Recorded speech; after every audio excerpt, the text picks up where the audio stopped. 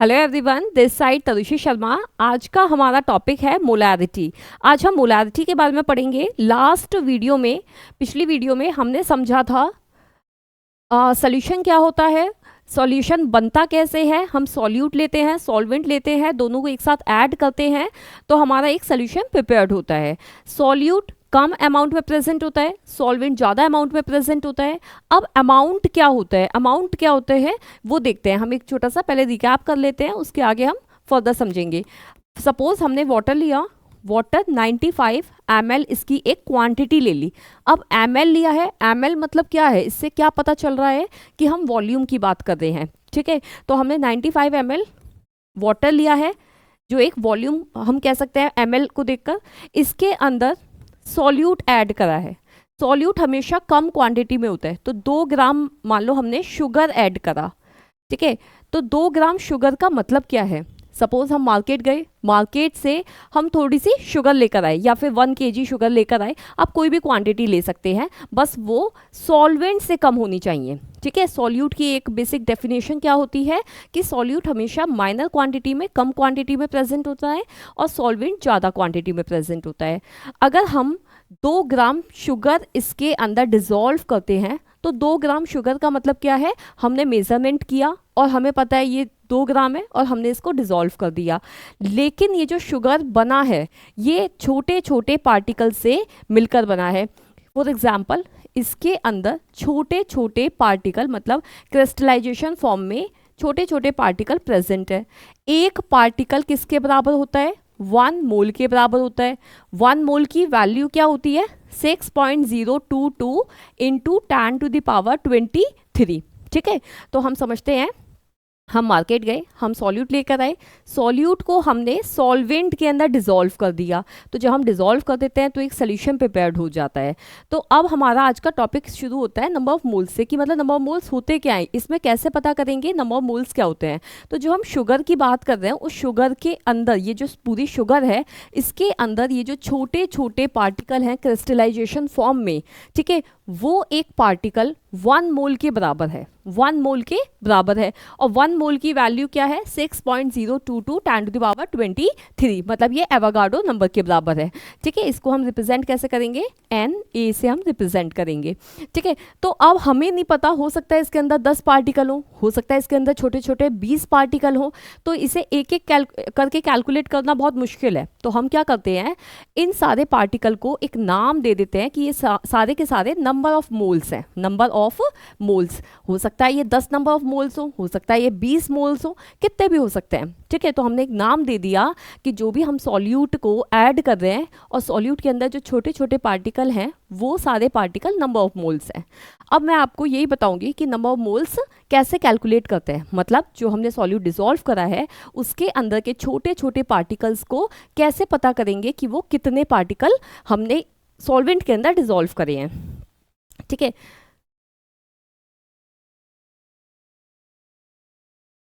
तो सबसे पहले नंबर ऑफ मोल्स को कैलकुलेट करने के लिए हमारा फॉर्मूला क्या होता है, फॉर्मूला पहले लिखते हैं नंबर ऑफ मोल्स का। Number of moles of solute, मान लो हम सॉल्यूट के पार्टिकल डिसॉल्व कर रहे हैं तो हम लिखेंगे गिवन मास ऑफ सॉल्यूट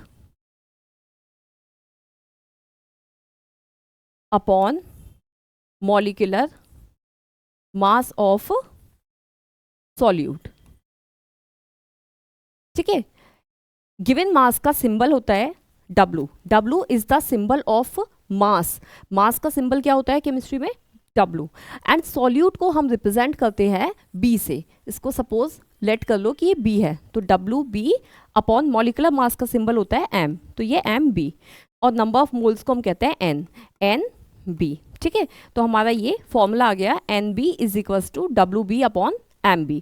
अब मैं आपको 2-3 क्वेश्चन सॉल्व करके दिखाती हूँ कि नंबर ऑफ मोल्स किस तरीके से हम कैलकुलेट करेंगे। तो सपोज हमारे पास 20% NaOH है, NaOH सोडियम हाइड्रोक्साइड। अब हमने सोडियम हाइड्रोक्साइड लिया, अच्छा इसमें किस तरीके से समझेंगे, फॉर एग्जांपल हमारे पास वाटर है, वाटर के अंदर हमने NaOH डिजोल्व किया, ठीक है, NaOH डिजोल्व किया। अब NaOH अगर हम डिजोल्व कर रहे हैं, वो सॉल्यूट है तो वो कम क्वांटिटी में प्रेजेंट होगा। अब क्वांटिटी कैसे पता करें? क्वांटिटी पता करने के लिए हमें इसमें 20% को हटाएंगे, यहाँ पे 100 आ जाएगा, और ऊपर वाला क्या होता है? Mass of solute, mass of solute. तो यहाँ पे हम ये भी लिख सकते हैं W/W परसेंट NaOH। तो W क्या होता है? That is the mass of the solute, और जो डिनोमिनेटर में W है वो क्या है? Mass of the solution. तो ये है mass of solute upon mass of solution, ठीक है। तो हमारे पास मास ऑफ सॉल्यूट 20 ग्राम है, 20 ग्राम मतलब 20 ग्राम NaOH हमने डिसॉल्व किया है वाटर के अंदर। जब 20 ग्राम NaOH हमने वाटर के अंदर डिसॉल्व किया, और वाटर कितनी मात्रा में प्रेजेंट है? 100 में से 20 अगर मैं माइनस कर दूंगी तो सॉल्वेंट का मास आ जाएगा 80%। 80% हमारा क्या है? वाटर है, और 20% क्या है? NaOH है।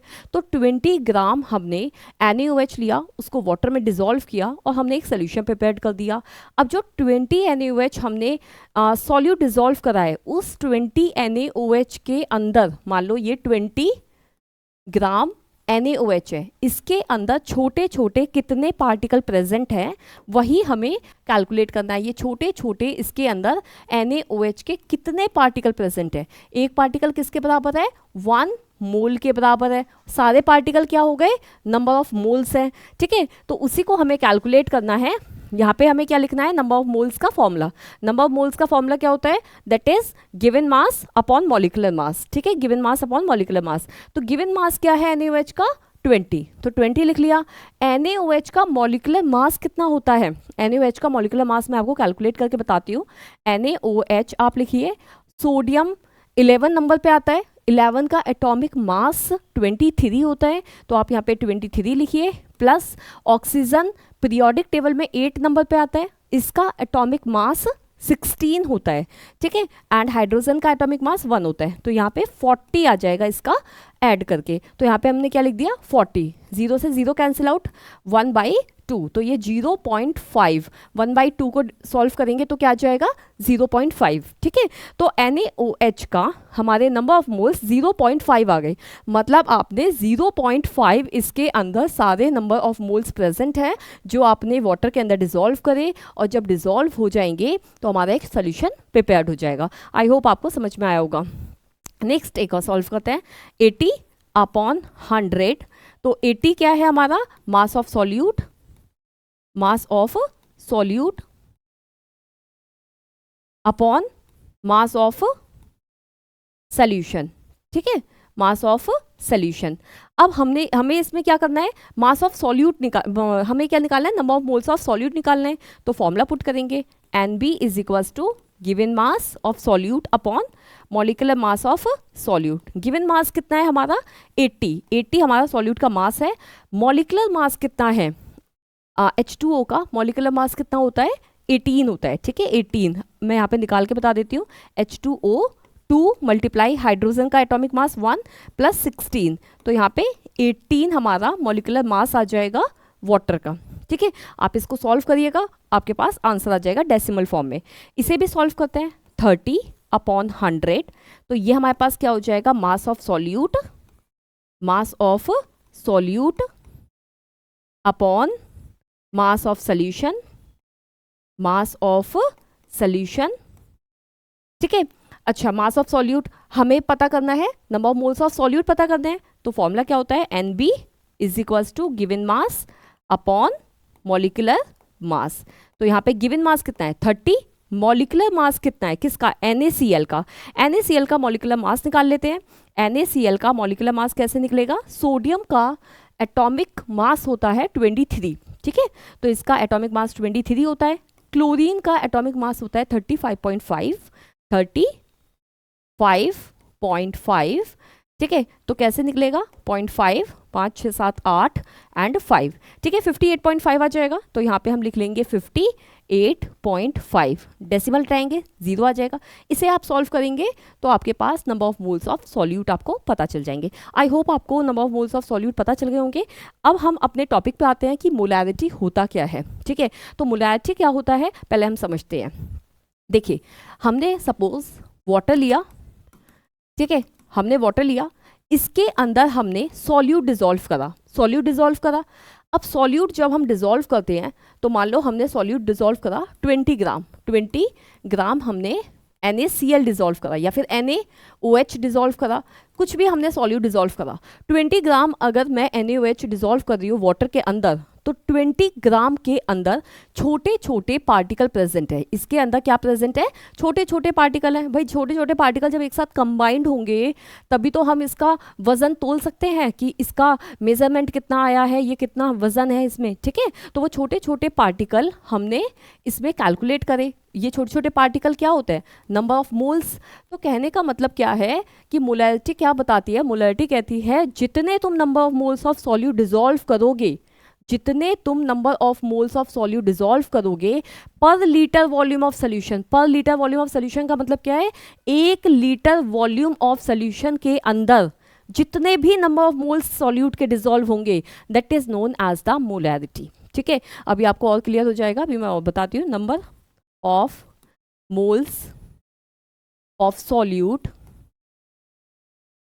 Dissolve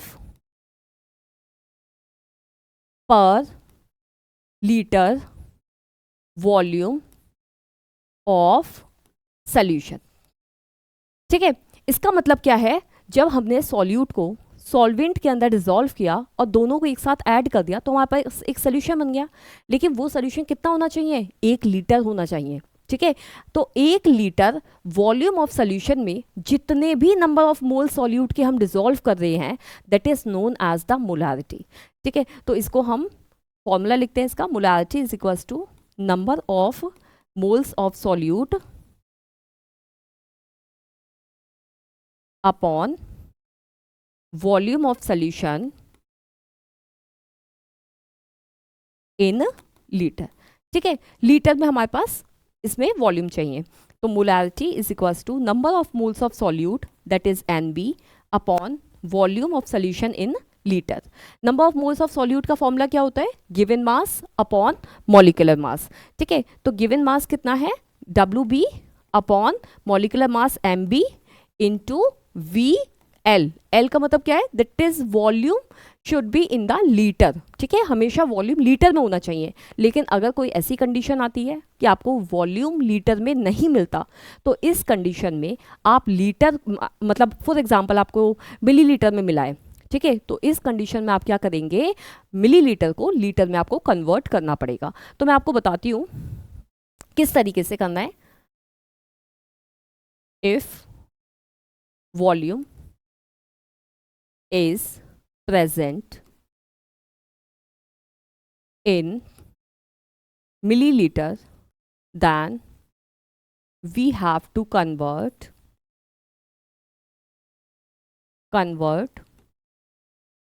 into liter by multiplying 1000। ठीक है, 1000 से आप मल्टीप्लाई करिए, हो जाएगा। किस तरीके से? m molarity is equals to number of moles upon volume in, अगर यहाँ पे ml है, ठीक है, सपोज ml है, तो यहाँ पे आपको क्या करना पड़ेगा? 1000 से मल्टीप्लाई कर दीजिए। फॉर्मूला क्या बनेगा?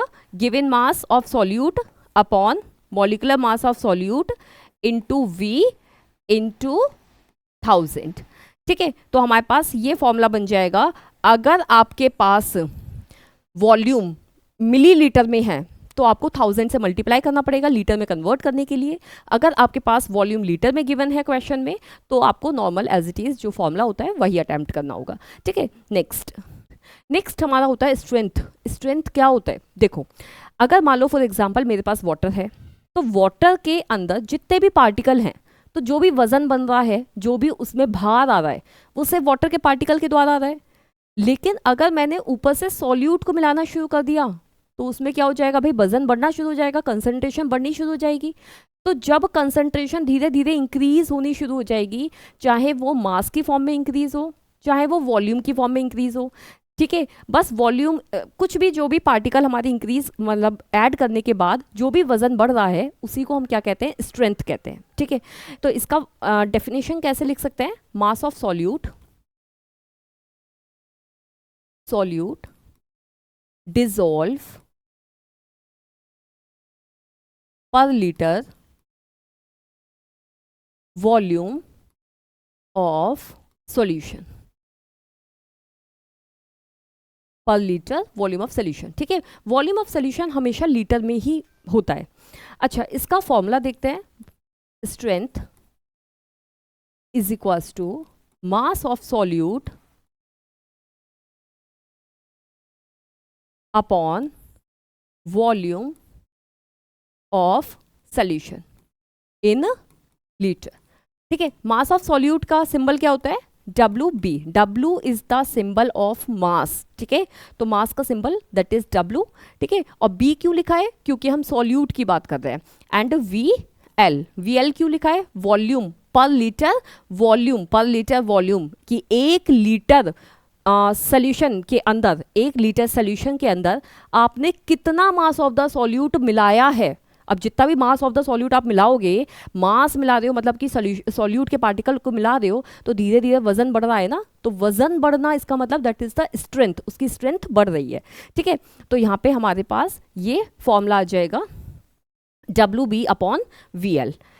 नेक्स्ट हमें ये देखना है what is the relation between strength and molarity, strength और मोलैरिटी में रिलेशन क्या होता है, ठीक है। अच्छा, अभी हमने समझा स्ट्रेंथ क्या होता है, स्ट्रेंथ क्या होता है, इसका फॉर्मूला लिख लेते हैं। स्ट्रेंथ होता है WB अपॉन VL। भाई जितना मास ऑफ द सॉल्यूट हमने मिलाया है किसके अंदर, सॉल्वेंट के अंदर, तो जब मास ऑफ द सॉल्यूट के पार्टिकल हमने सॉल्वेंट के अंदर मिला दिए तो वो तो वॉल्यूम बन गया, और उस वॉल्यूम का मतलब पर लीटर वॉल्यूम, 1 लीटर वॉल्यूम में जितने भी पार्टिकल हमने मिलाए हैं, जितना भी मास ऑफ द सॉल्यूट मिलाया है वो हमारा स्ट्रेंथ है, ठीक है।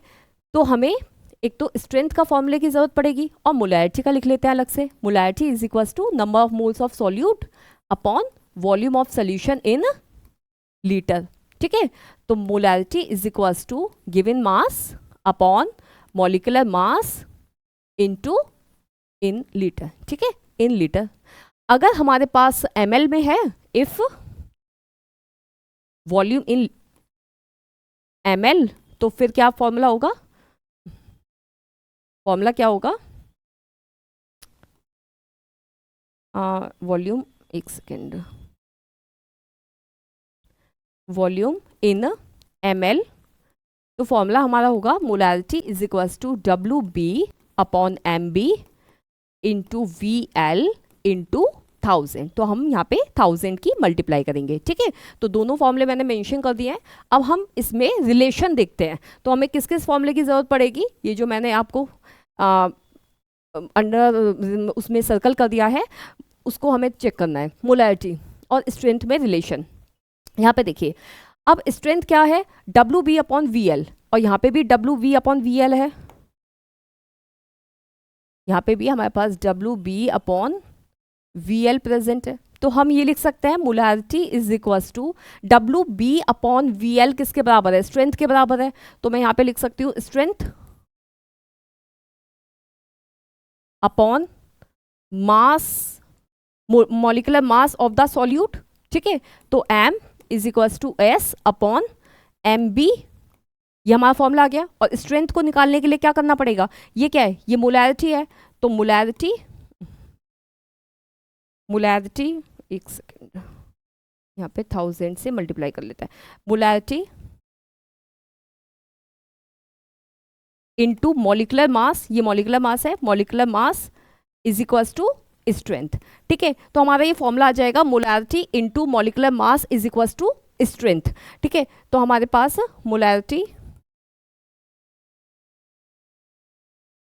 Into molecular mass is equals to strength. तो ये फॉर्मूला आपको ध्यान रखना है, न्यूमेरिकल में काम आएगा। नेक्स्ट, अच्छा अब हम क्वेश्चन सॉल्व करके देखते हैं। What is the molarity of each solution if we have 0.25 mole of NaCl in the 300 ml of solution।